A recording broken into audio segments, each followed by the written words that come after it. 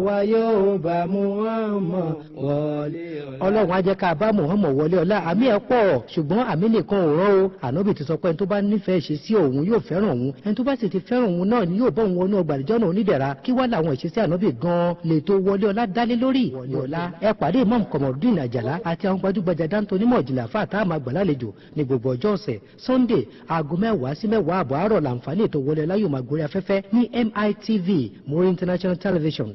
Wọlé ọlá 10 to 10:30 a.m. every Sunday. Wọlé ọlá àwòkọ́ṣe tó dára jùlọ fún gbogbo ẹ̀dá lára Ànábì ló wà. Imad Schools, Lekki, is a beautiful and dynamic place of learning, equipped with modern facilities and very well-trained teachers. From nursery, primary, all the way to secondary level, Imad Schools offers a rich and effective curriculum with a blend of Islamic education taught in a calm and conducive environment with the best and most contemporary teaching technique. Our vision is to develop critical thinkers, problem solvers, and future leaders. Imad Schools' facilities are top-notch, with provisions for both day and boarding students. Our male and female hostels are designed to be peaceful and homely. Bless your child with an education that guarantees them a healthy future and a successful hereafter. You can start by visiting the school website at www.imadedu.com or call 0815 550 6000 or call 070 3424 5368.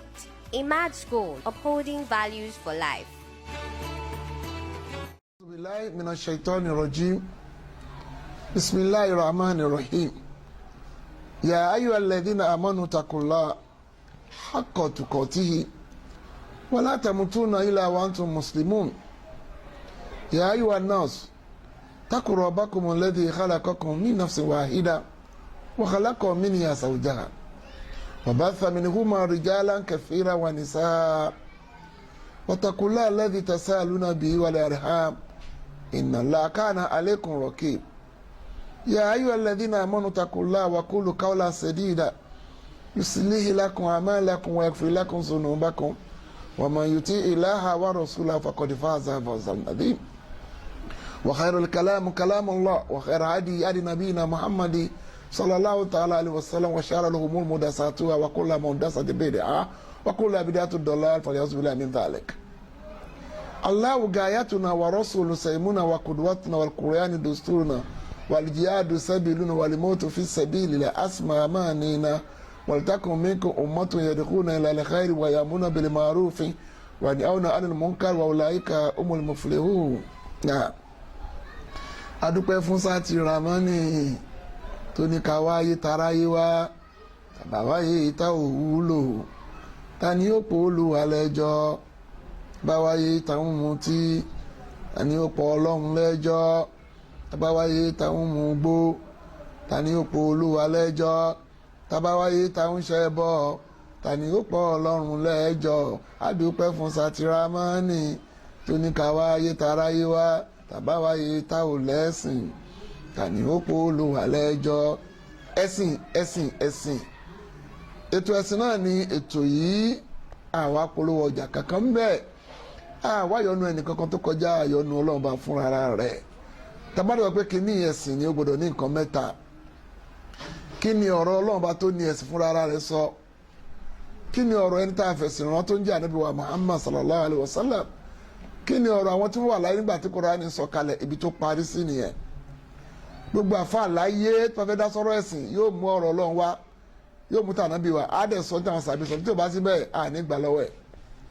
ìkànnì ìmáàmù àgbà náà Imam Malik ó ní kó lù ṣáṣáṣí yóò kásùn mí kalami ọ̀yọ́ tó ilá sàṣọ ìbìlẹ̀ kọ́bùrẹ̀. ó gbogbo yẹn láyé tó bá sọ̀rọ̀ tó bá wà á lè gbọ́ bá wà á lè dá nǹkan padà fún àyàfi ẹ tó wà nínú sàárè yìí níjọ́ náà bàbá sọ̀rọ̀ nílùú Medina ni. The thank Almighty Allah for His benevolence, for His mercy. Particularly, we are being guided to the right religion, Al-Islam. May the ceaseless blessing, unlimited blessing, be upon the noblest of all mankind, Mustafa Muhammad, and his household, and those who stay on the right path until the day of resurrection. This program is based purely on religion. And when we are talking about religion, three things must be there. Allah's statement, prophetic statement and in view of the early pious predecessor. Àkọ́kọ́ náà fẹ́ ká lọ mọ̀ pé àwa yìí wá sin lọ́ba ṣe máa ń sọ ni who are very very important. We are here in this world solely to worship Almighty Allah. Kò ní ká má wà bá ṣe máa jẹ, kò ní ká má jẹ gbádùn, bẹ́tà gbọ́dọ̀ pé tá a bá ń ṣe náà lórí ìjọsìn ni. All our striving, all our effort, all our struggling must be based on religion. Because at the end of the day, we are going back to Almighty Allah to give account of our stewardship. Quran 51 verse 56 ta máa ń kó tẹ̀lé ní pé bismillahir rahmanir rahim wa ma khalaqtul jinna wal insa illa liya'budun ma uridu minhum rizqin wa ma uridu an yutimuni inna Allaha huwa razzaqu dhul quwwatil matin. Ọlọ́ba ni mi dẹ́yìn yẹn lásán mi dáhùn jọ nínú lásán àfi kẹ́ lọ sin èmi ọlọ́ba mi gbèrò arísìkì lọ́dọ̀ yín mi dẹ̀ gbèrò jẹ mú lọ́wọ́ nítorí pé èmi ọlọ́ba lọ́ba tí arísìkì ń bẹ lọ́dọ̀ rẹ̀. Allah said, I did not created men nor the jinns except to worship me. I created them purposely to worship me, Almighty Allah, because I do not intend any provision from them. I do not intend anything like feeding or clothing from them, because I'm self-sufficient in everything. So taban sin lọ fúnri ara wa ni n ta de pe lẹ́sìn ó ti parí gbà yé ànábì àkí fikún àkí yọkó ń bẹ àràfà kan ló ń ṣe alámọ̀ọ́mọ̀ ṣe ó dẹ̀ sọ lórí àràfà yẹn pé ọlọ́ba ní ọlọ́run sọ àkàlẹ̀ ó ní bismillahir rahmanir rahim al-yawma akmaltu lakum dinakum wa atmamtu alaykum ni'mati wa raditu lakum islama dinan. Lẹ́nìí mo ti parí ìdẹ̀ra mi lé ẹ lórí mo dẹ̀ ti pé ẹ̀sìn Islam fún yín mo ti yọ́nú sí. Today I've perfected my favor upon you and I've chosen for you Islam as a religion, so no addition or subtraction. Náà fi gbà kẹ́nì kankan ní eléyìí náà dá àlèfé eléyìí kan rárá o rárá wọn kì í fún ẹ̀sìn tó bá fẹ́ kó gbẹ́sìn yé nǹkan mẹ́ta náà ni kí Ọlọ́run sọ kí Ànábì sọ kí Ànábì sọ nípa ẹ̀. Baba Fatima Ànábì wa Muhammad ó ní ma min shay'in yuqarribukum ila Allah illa wa qad bayanatukum wa amartukum bihi wa ma min shay'in yubaidukum an Allah illa wa qad bayanatukum wa anhu. Ọlọ́ba ní Ànábì sọ̀rọ̀ ó ní kò sí nǹkan kan tí ó mú yín súnmọ́ Ọlọ́run ọba mo ti ṣàlàyé ẹ̀ fún yín mo dẹ̀ ti pa yín láṣẹ kẹ́ máa ṣe. Bákan náà pé kò sí nǹkan kan tí ó mú yín jìnnà sọ́lọ́run mo ti ṣàlàyé ẹ̀ mo pa yín láṣẹ pé kí ni o mo pa yín láṣẹ pé ẹ gbọ́dọ̀ ṣe. Say there's nothing that's going to move you nearer to Almighty Allah. I've explained it to you in detail and I've commanded you to do it. And there's nothing that's going to keep you away from Allah. I've explained it to you in detail and I've forbidden you from doing it. Kílẹ̀ tó wá fẹ́ kó sọ. Ẹ fẹ́ kó sọ. Níjọ́ táwọn ọlọ́ba sọ àyẹ̀kalẹ̀ ó tún fún àdìsí kan lé. Àdìsí fún àdìsí kan lé. Ó ní taraktum fikum amrayni lan tadillu bima ó ní taraktum fikum amrayni lan tadillu kò ní sọnù ẹni tó bá gbà nǹkan méjì náà mú kitaba Allah wa sunnati tírà Ọlọ́run àti ṣẹ́ṣẹ́ bí Muhammad. He said, I left two things for you. If you hold it firmly, you will not go astray. The Quran and my practice. Lan tadillu ma tamsaktum bihima kitaba Allah wa sunnati. Ma tamsaktum ẹni tó bá gbà mú nǹkan méjì tí mo sọ yìí Quran àti hadith kò ní sọnù, so you cannot practice Islam without the hadith. Forget about it. Àfẹ́sọ̀rọ̀ hadith lẹ́nu kí la fẹ́ sọ lẹ́nu ọ̀rọ̀ orin. Orin wo ni Islam fà àyè gbà? Orin wo ni Islam fà àyè gbà? Today we are going to discuss about music. Which one is allowed and which one is forbidden? It's not allowed because in Islam we have halal wal haram. Ẹ máa gbé àwọn pé inna halala bayyina wal harama bayyina wa baynahuma umur mushtabihat. Ànábì ní ohun tó jẹ́ tọ́ ó fojú hàn ohun tó jẹ́wọ́ náà fojú hàn mọ́ láàrin méjèèjì àwọn ọ̀rọ̀ kan wà tó máa ń rújú wọ́n lè tó bá fẹ́ ṣe dáadáa wọn lóàbí ẹ̀ ètò orújú yẹn kó gbé kálẹ̀ ibo mo ní diamond yàrìbùkà ìlàmọ́lá yàrìbùkà ohun tó bá ń ṣe ìròyìn ẹ má dé bẹ́ẹ̀ leave anything that you are in doubting you are doubt of. So kí náà ń pè lórin kódà nígbà tá a wà nílé ẹ̀kọ́ lọ́mọ kékeré orin yẹn ló máa ń jẹ́ ká lè gbé nǹkan kan rò tán bá kọ lórin fún wa a máa rántí a lè máa gbé rò.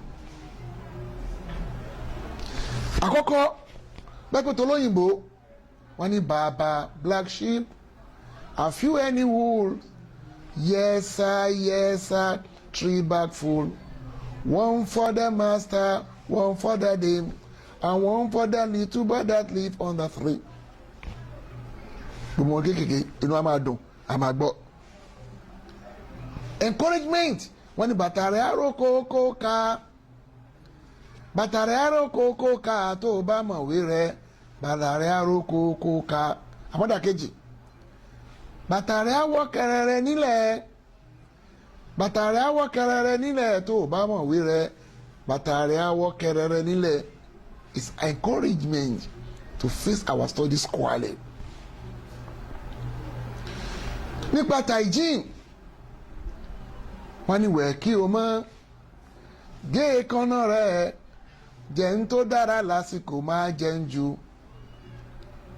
gbogbo eléyìí ó wà ní sunnah Ànábì wa Muhammad. wọ́n á encourage wa ká máa tètè dé school wọ́n ní wá sílé ẹ̀kọ́ rẹ̀ lákòókò ọmọ tó bá pẹ́ lẹ́yìn á jìyà o gbà tó bá jìyà tán àgbàlẹ̀ ẹ̀ lọ àpàdánù ẹ̀kọ́ rẹ̀ yé o. You can imagine all these songs.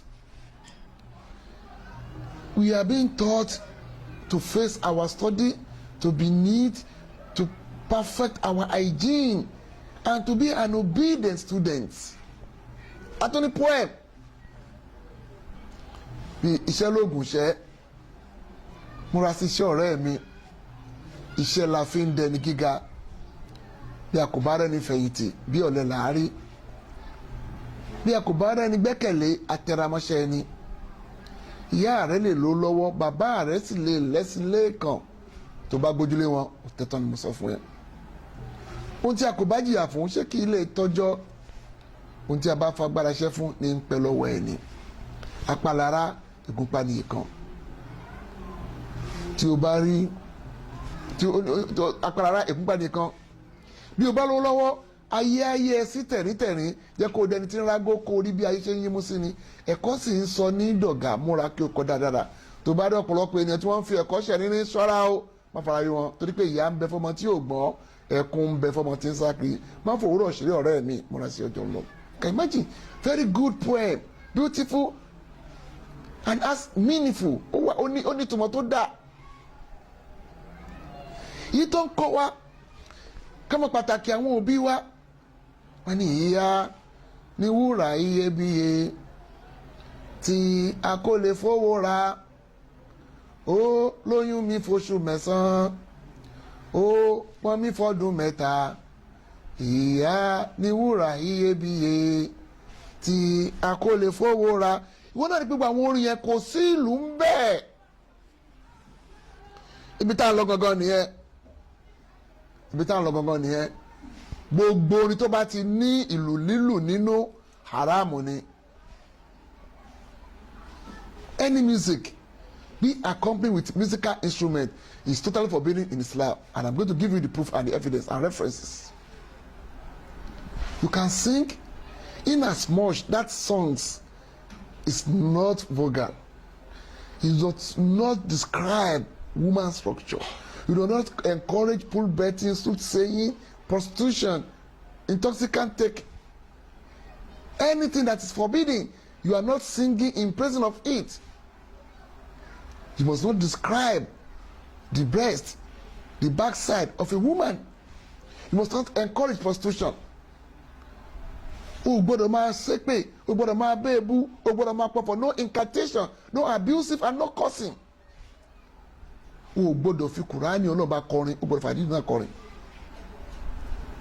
Orin tí ó bá kàyàn lẹ́kọ̀ọ́ tí wọ́n rí ọgbọ́n kọ́ ń bẹ̀ tá a máa padà mú wá fún yín torí pé part 1 lélẹ̀ inshallah we are planning to make it 4 parts. ẹ ká kọ́ lọ sínú Al-Quran Al-Karim, Quran 26 verse 120 sorry verse 261 verse 261 ọlọ́ba ní bismillahir rahmanir rahim al-unabiukum ala ma tanazzalu shayatinu.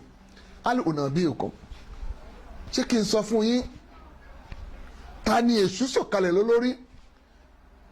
Allah said, let me inform you, those whose devil has descended upon them. Tanazzalu shayatin. Ta ni èṣù sọ̀kalẹ̀ lórí? Ẹ má gbàgbé Suratu Fatiri, ó ní ma ṣaitani aduwwun fatakhizu aduwwan. Èṣù ọ̀tá yín ni o, ẹ̀yin náà gbà mú o. Quran 2:118, ó ní idkhulu fi silmi kafa wala tattabi'u khutuwati shaitan innahu lakum aduwwun mubin. Ó ní ẹ̀yin tẹ́ ẹjọ́ nígbàgbọ́ òdodo, ẹ wọnú Islam pátápátá, ẹ má gbé ẹsẹ̀ síbi tẹ́sù ti gbẹ́sẹ̀ tiẹ̀ kúrò. Enter into Islam wholeheartedly and do not follow the footsteps of Shaitan, because it's your sworn enemy, it's your avowed enemy. I want to tell you, I want to inform you whom Shaitan, devil, has descended upon. Tanazzalu ala kulli afakin azim. Èṣù sọ̀kalẹ̀ sórí gbogbo òpùrọ́ àti òdẹ́ṣẹ̀. Ìyẹn méjì nìyẹn. It's a devil descend on all liars and wicked people. Wicked people by harming other people. Oh, ọ̀nà ọmọọṣẹ́ tó ń ṣe ni o. Iṣẹ́ tó bá ń ṣe tó bá ń ní ẹ̀ lára. Àfíìmù ni ẹ, ẹlẹ́ṣẹ̀ ni ẹ. Ìwọ ń pààyàn lẹ́kan, ẹlẹ́ǹsáṣẹ́ ni. Àwọn tó dẹ̀ ń jí owó ẹ̀, àwọn ń sunkún, inú àwọn màmá yín dùn. Èṣù ti sọ̀kalẹ̀ lé lórí. Wàá fọ́ gíláàsì mọ́tò, wàá jó táyà mọ́tò, wàá yọ síìtì mọ́tò, wàá ní ẹyin lára. Àwọn èèyàn wà ládùúgbò, efi igbó, òun fẹ́ sí wọn lára. You are dealing with everything that is forbidden. It means Satan has descended upon you. And the liars, the professional liars. Gbogbo bàbá yìí irọ́ ni. Tó bá nílẹ̀ ẹ̀mọ́ ẹ̀kọ́kọ́ ṣíwínú kẹ́ tó jáde. Pé tó bá ti ń parọ́, èṣù ti sọ̀kalẹ̀ lé lórí. Ọlọ́ba ń jẹ́ kí n sọ fún ẹ o. Àwọn wo ni èṣù sọ̀kalẹ̀ lé lórí? Àwọn náà ni gbogbo òpùrọ́ àti òdẹ́ṣẹ̀. Yulikuna sam'a wa aktharuhum kadhibun. Yulikuna sam'a, wọ́n máa ń lọ tẹ́tí gbọ́ọ̀rọ̀. Wa aktharuhum kadhibun, ọ̀pọ̀lọpọ̀ wọn dẹ̀rẹ́ òpùrọ́ ni wọ́n. They listen to hearsays and vanities. The majority of them, they are liars. Allah repeat it again, that they are liars. Remember, Allah said, Allah not to lie, Allah al-Kazibin. Woe unto Allah, anger of Almighty Allah be upon all liars. Ìrọ́tà wa ọ̀kà kún tẹ́lẹ̀ mi máa lọ pa ní court. Ìyàwó máa pa fọ́kọ ẹ̀kọ́ náà máa pa fún ìyàwó ẹ̀. You do not care. Irọ́. So Allah was saying that whoever that be a liar or a wicked person, that means Satan has descended upon him or her. Ọlọ́ba ní wọ́n máa ń lọ tẹ́tí gbọ́rọ̀ one gist yẹn gist yẹ mo ń gist kan tó gbóná lọ́wọ́ báyìí o. Òfófó sọ̀rọ̀ yàn lẹ́yìn bá ti yàn jẹ́. Kọ́lọ́mọ tó bá ń ṣe léyìí àwọn lè sùn sọ̀kalẹ̀ lórí o. Wàṣúàrà àtàwọn olórin. Wàṣúàrà àtàwọn olórin yẹtẹ̀bíwùnà gàáwùn, ẹnìkan ò ní tẹ̀lé olórin àfẹn tó ti gbẹ́rù gbọ́rí. Allahu Akbar. Allah said, and the poet, the musician, nobody will follow them except those who have gone astray. Nkúrò ẹni fanatics kìnnìkan fans club ọlọ́ọ̀bá ní o ti sọnù olórin wọ́n wá mú gẹ́gẹ́ bí celebrity ẹ̀. Quran 26 starting from verse 261. Ọlọ́ba ní aṣùwàrà àwọn akọrin yẹtẹ̀bíhùn gàáhùn, àwọn tó máa ń tẹ̀lé wọn lọ́wọ́ tó ti sọnù, wọn tó ti gbẹ́rù gbọ́n rí. Alam tara, ọlọ́ba lẹ́ẹ̀rí wọn ni anáwó fi kulli wádìn yahimun. Wọ́n máa ti street kan bọ́ sí street kan, hòtẹ́ẹ̀lì kan bọ́ sí hòtẹ́ẹ̀lì kan, recreation kan bọ́ recreation kan, máa ti kó ní orí recreation, wọ́n lọ sí kinní kan, wọ́n lọ stadium hotel. They be running around, they be looking for where emotion is playing. Ibo ló ti ń kọrin, ibo ni kinní kan wà, a máa wá káàkiri. Ọlọ́ba ní àwọn tó bá ń ṣe léyìí làwọn ò gbẹ́rù gbọ́n rí. Wọ́n dáhùn àfáà ti ń ṣe wáàsí, ibi tó lórí ti ń kọrin ló ń wá káàkiri. He has no time to listen to word of Almighty Allah, and he was looking for a musician, a singer. ọlọ́ba ní wa annahu yaquluna ma la yaf'alun wa annahu àwọn olórin yìí o ọlọ́ba ní yaquluna wọ́n máa ń sọ ma la yaf'alun ohun tí wọ́n lè ṣe. Allahu akbar, Allahu akbar kabira. Allah knows everything. Allah ya'lamu man khalaqa wa huwa al-latiful khabir. ọlọ́ba ní àwọn olórin wọ́n máa ń sọ tí wọ́n lè ṣe. One, Allah said they say what they cannot practice. nítorí bá kírun tán bá kí tèmi ìmọ̀ràn ṣe ta ni ni olóde kí kírun. ìgbà tó ń kọrin gan wọ́n ń pèrò lẹ́gbẹ̀ẹ́ mosque tó wà kò dá orin dúró ó ń kọrin tiẹ̀ lọ ó dẹ̀ tó bá kírun tán bá kí tèmi ìmọ̀ràn ṣe ta ni ni. He was saying what he cannot practice. ọlọ́ba ló ń sọ̀rọ̀ náà ó mọ̀ wọ́n. jẹ́ tó fún ẹni mi bí kinní kan bá rúrun lójú wọ́n á ṣàlùwà láwọn agbé kùránì apọ́bá tó láyé bá tó ní ìyá àwọn àgbà ẹja yóò ó da ọ̀gẹ̀gẹ̀ ọlẹ́lẹ̀ you can imagine ìwọ́n tó tí nǹkan bá rú ẹ lójú wọ́n á ṣàlùwà láwọn agbé kùránì ọlọ́ba ló ń sọ̀rọ̀ ó lẹ́ẹ̀ máa ń sọ tẹ́lẹ̀ ṣe. You always say what you cannot practice because you are liars. It shows Satan, devil has descended upon you. Jẹ́ tó fún ẹni mi. nítorí pé àwọn náà máa burú wọn wá ní pẹ̀lú aburú ìkọ́ gbólóhùn ẹ̀rọ ìmọ̀ pé amúgbó ni wọ́n ní ẹja aláwa ń jẹ àwa ò mú gbó ṣéjà àpátámọ̀jà ló jẹ́ àbí pìyà àbọ̀bọ̀kún pẹ́pẹ́rẹ́ làwọn olórin náà àwọn olórin ti reggae ìkọ́kúkọ́ we run things don't run we I go cooking run around my brain all this bad music bad songs. Majority of youths are engaged in it. It encourages prostitution. It encourages stealing. It encourages fraud. It encourages scamming. It encourages everything. That we lose virtues and good conduct today because all these people that sing, they sing bad music to the people. Ọlọ́mọdé ọ̀nà máa ń sọ tán lè ṣe níṣẹ́. A máa padà mú àwọn àpẹẹrẹ wá. Àwọn tí wọ́n sórí ibú ìlàlẹ́dínà àmọ̀nù láwọn onígbàgbọ́ òdodo wọ́n mú sọ̀lì yára tí wọ́n ṣe dáadáa wọ́n dákàrà Allah kathira wọ́n dẹ̀ rántí ọlọ́mọba nígbà gbogbo Ànábì wa Muhammad ó ní la yazalu lisanuka ratiban an zikrillah Ànábì ní má jẹ́ kí ẹnu rẹ̀ gbò má jẹ́ kó yẹ kó gbò níbi ìrántí Ọlọ́run ní ká máa ṣe to remember Almighty Allah in everything. ó tún sọ bọ́ pé alámúyá nílẹ̀ tí náà mọ̀ nù antaksha kuluba lè zikrillah. It is not yet time for you to engage in remembrance of Almighty Allah. Orin ni. Àwọn tó dìbò fún BBN wọ́n jọ tó dìbò fún President Buhari lọ. Wọ́n tó wá fọwọ́ dìbò ni wọ́n dìbò lọ́fẹ̀ẹ́ o.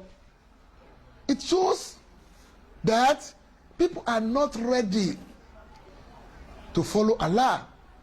Part 1 lélẹ́yìí. Gbogbo tí mo sọ mo fẹ́ rí àpírẹ́sì ẹ̀ padà. Orin tó bá ti ní ìlù nínú haramu ni. I'm going to give you reference. Àwọn orin tá à ń kọ́ nílé ẹ̀kọ́ tó ń kọ́ wa ní ìmọ̀ àti dáadáa àti mọ́tótó àwọn yẹn kò sábúrú ń bẹ̀. Ọlọ́wọ́ láwọn olórin wọ́n máa ń sọ tán lè ṣe mo lè fún ẹ lápẹẹrẹ méjì tó ń tán bá kírun tán wàá kí tèun onóòdẹ kí kírun sásìkò onímọ̀ àṣetánì ni.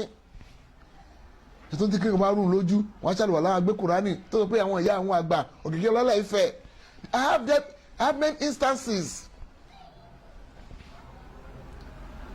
Gbogbo èdè yìí kódé tẹ́ ẹ pè ní so-called Islamic song à ń bọ̀ ń bẹ́ẹ̀. Ẹ kọ́ lọ mọ̀ wípé gbogbo orinṣẹ́ tó bá ti ní ìlù nínú haramu ni. Àwọn bàbá wa láyé àtijọ́ tó ń jà fún àsúnà tó ń kìlọ̀ fún ọ pé ẹ lọ kọ́ kéwú ẹ má lo gbogbo àsìkò yín sórí orin ẹ forin lẹ̀ ẹ lọ kọ́ kéwú ẹ bá dáni fún wọn.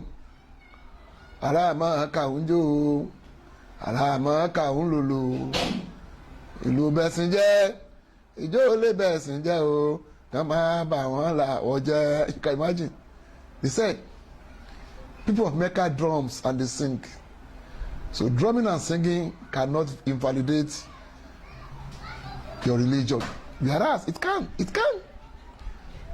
There was nowhere or Mecca Allah referred to Arabs or the people of Mecca as an example, as a model.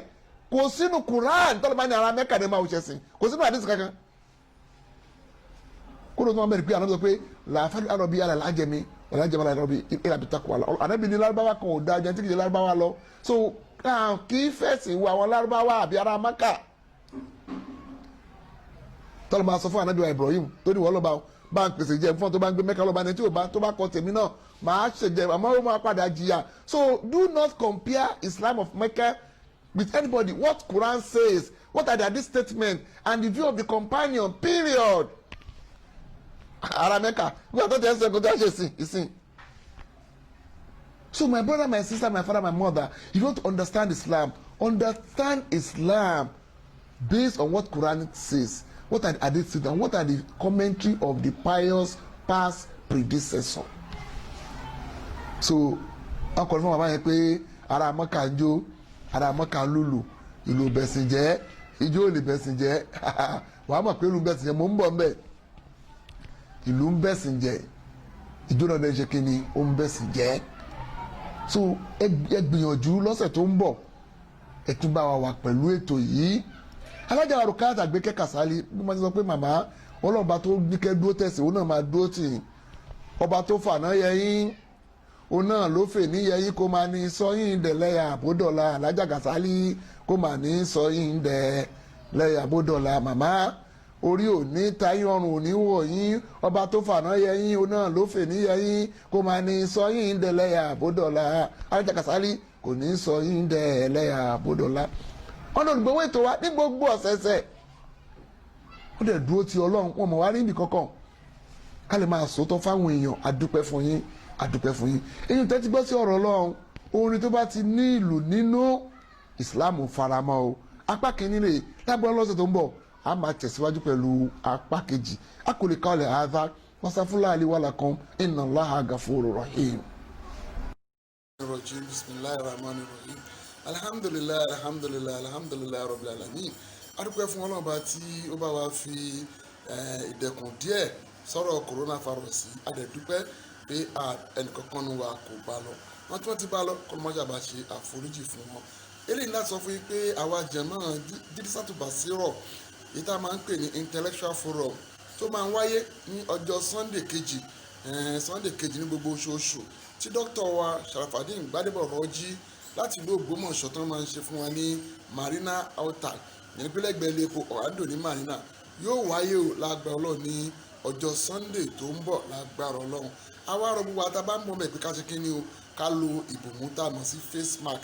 Bákan náà ká rí pé àtẹ gbogbo òfin náà sọ nípa ọ̀rọ̀ corona. Abẹ̀wá ẹ má gbàgbé o ẹ sọ fún ẹni tí ò bá gbọ́ pé tán bá ń bọ̀ o kàn fi mask wọn kàn lò sí imú wọn. Ẹni tí ò bá lo mask ní jẹ́ kó wọlé síbi tí a ti ń ṣe ètò náà lágbára Ọlọ́run. Níjọ́ Sunday tó ń bọ̀ Dr. Sharafadeen Gbadebo Rọ́jí yóò máa tẹ̀síwájú nínú ìdánilẹ́kọ̀ọ́ wa tá a mọ̀ sí Jídísátù Bàsírọ̀ ní Lagos Island ní Marina Alta lẹ́gbẹ̀ẹ́ ilé epo Orlando. Olúwa aṣọ àdùgbà náà lọ. Salamu alaikum wa rahmatulahi wa barakatuh. Imad Schools, Lekki, is a beautiful and dynamic place of learning, equipped with modern facilities and very well-trained teachers. From nursery, primary, all the way to secondary level, Imad Schools offers a rich and effective curriculum with a blend of Islamic education taught in a calm and conducive environment with the best and most contemporary teaching technique. Our vision is to develop critical thinkers, problem solvers, and future leaders. Imad Schools' facilities are top-notch, with provisions for both day and boarding students. Our male and female hostels are designed to be peaceful and homely. Bless your child with an education that guarantees them a healthy future and a successful hereafter. You can start by visiting the school website at www.imadedu.com or call 0815 550 6000 or call 070 3424 5368. Imad School, upholding values for life. Wọlé ọ̀la àwa yóò bá Muhammad ọlọ́run á jẹ́ ká bá Muhammad wọlé ọlá àmì ẹ̀ pọ̀ ṣùgbọ́n àmì nìkan ò rán o ànábì ti sọ pé ẹni tó bá nífẹ̀ẹ́ ṣe sí òun yóò fẹ́ràn òun ẹni tó bá sì ti fẹ́ràn òun náà ni yóò bọ́ òun wọnú ọgbà àdìjọ́ náà onídẹ̀ra kí wá làwọn ìṣesí ànábì gan-an lè tó wọlé ọlá dálé lórí wọlé ọlá ẹ pàdé Imam Komorudeen Àjàlá àti àwọn gbajúgbajà dáńtó onímọ̀ ìjìnlẹ̀ àfáà tá a máa gbà lálejò ní gbogbo ọjọ́ ọ̀sẹ̀ Sunday aago 10 sí 10 àbọ̀ àárọ̀ làǹfààní ètò wọlé ọlá yóò máa gorí afẹ́fẹ́ ní MITV Muri International Television wọlé ọlá 10 to 10:30 a.m. every Sunday wọlé ọlá àwòkọ́ṣe tó dára jùlọ fún gbogbo ẹ̀dá lára ànábì ló wà.